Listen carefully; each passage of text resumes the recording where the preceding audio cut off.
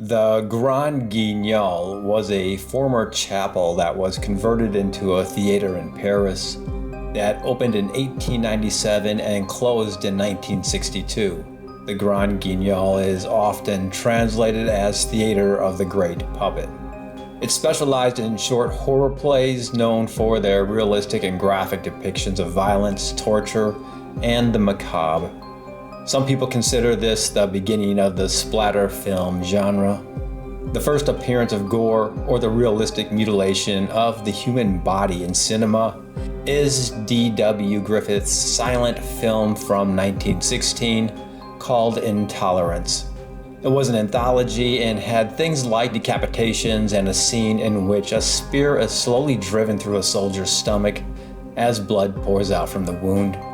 Splatter became a distinct subgenre of horror in the early 1960s with the films of Herschel Gordon Lewis, sometimes called the Godfather of Gore, with titles like Blood Feast, where an Egyptian caterer kills women to use their body parts to revive a dormant Egyptian goddess, or 2000 Maniacs, where 6 people are lured into a small southern town for a centennial celebration, where the residents proceed to kill them one by one as revenge for the town's destruction during the Civil War. Or A Taste of Blood, where a businessman turns into a vampire after drinking brandy laced with vampire blood and sets out on a journey to kill the descendants of Dracula's executioners. Or The Gorgor Girls, where a young reporter enlists the help of a private eye to solve a murder of a female stripper at a Chicago nightclub. Some movies in the 70s with scenes of visceral and explicit gore became popular and helped further the splatter horror genre. Audiences lined up to see the movies like Dawn of the Dead, Evil Dead, The Hills Have Eyes, Blood-Sucking Freaks, Zombie, and Let Sleeping Corpses Lie. Film critic Robert Ebert called splatter horror gratuitously violent and lacking in artistic merit.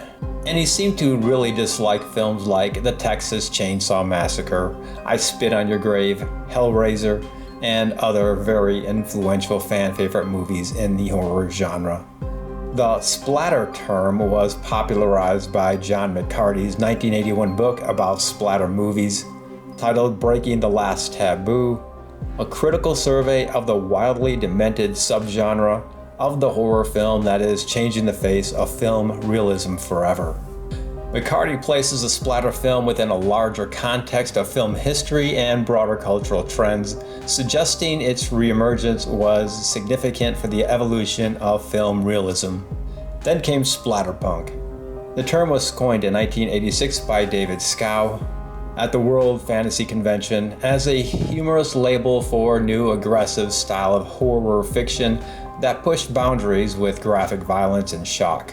Scow, who in the 1980s was featured in Rod Sterling's The Twilight Zone magazine, states that without that magazine, the splatterpunk movement would never have happened, visibly at least, because it provided a mainstream platform for authors to publish their extreme horror fiction to a wide audience.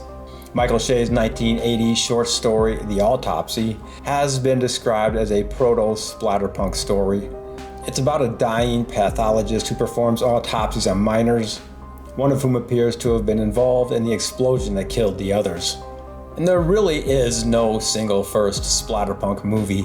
While extreme horror focuses on pushing the limits of what is taboo, often prioritizing shock value and a gross-out factor over deeper themes, splatterpunk is a subgenre of extreme horror characterized by its punk rebellious and countercultural spirit, using gore and violence for social commentary and artistic expression.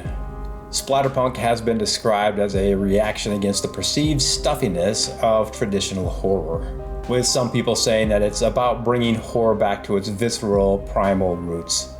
Some think it aimed to confront readers with the ugly realities of violence, making them stare into the abyss of human depravity. Some of the movies I've seen put in the splatterpunk genre are things like I Spit on Your Grave, Feast, Dead Alive, The Last House on the Left, and Maniac.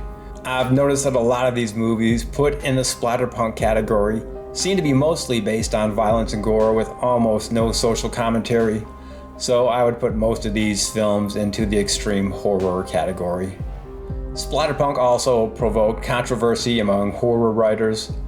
Robert Bloch, author of Psycho, criticized the movement, saying there is a distinction to be made between that which inspires terror and that which inspires nausea. So I'm guessing he wasn't a fan. At times dismissed as trashy, tasteless, and juvenile, the genre was often cast aside by literary critics, but it had, and still has, a cult following. Although the term splatterpunk has mostly reverted back to being called extreme horror, I don't think extreme horror or exploitation cinema, torture porn, slasher, body horror, and all the other names quite nails down what splatterpunk was. And I was a fan of that style of movie back in the 70s and 80s, although I don't have much interest in watching them anymore. Some critics praised the movement, describing splatterpunk as a survivalist literature that reflects the moral chaos of our times. I think there are books that still do a good job with the splatterpunk themes, probably because of the violent gore aspects. Large film studios are more reluctant to make movies that fit into this genre. Superheroes are more profitable. But as low-budget independent movies become easier and cheaper to do, and not needing theaters anymore to play the film, and with a society that seems to want to be at war with each other, splatterpunk has a great chance of making a comeback. Good night.